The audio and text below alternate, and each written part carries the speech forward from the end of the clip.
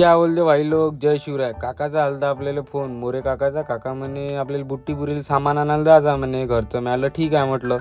तर मग तिथून निघालो बा पुलगाववरून बिलकुल बाकायदा. पुलगावला पहिले पोचलो. मग तिथं डिझेल टाकलं. 3,000 रुपयाचं पहिले काकाकडून डिझेलच टाकून घेतलं. मला जाऊ दे.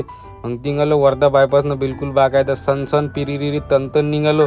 मग पोचलो बुट्टीपुरीच्या रोडवर. तिथून मग काका म्हणे आपण भजेच खाऊ म्हणे. मला ठीक आहे बा म्हटलं. मग गेलो खडकीमध्ये थांबलो बा. इथं आम्ही थांबलो, भजे गिजे खाल्ले बिलकुल बागायदा. मग डायरेक्ट बुट्टीपुरीमध्ये पोचलो. काकांना दाखवलं हात, हे म्हणे बिल्डिंग म्हणे. म्हटलं ठीक आहे म्हटलं, इथूनच सामान घ्यायचं आहे म्हणे आपल्याला म्हणे.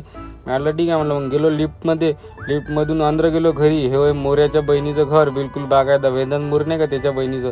मग त्यानं मग जेवणच केलं. तर मग जेवण खाऊन घेतलं आम्ही करून बिलकुल बागायदा. काका म्हणे सामान गिमान घेऊन घे म्हणे अंदर बांधून म्हणे. म्हटलं ठीक आहे म्हटलं. सामान गिमान टाकटूक केलं, कपाट फपाट हे ते. मग काकाची टी राहिली होती बा. टी टाकटूक केली बांधून करून.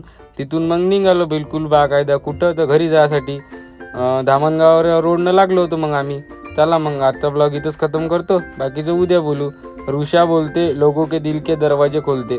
Bye bye.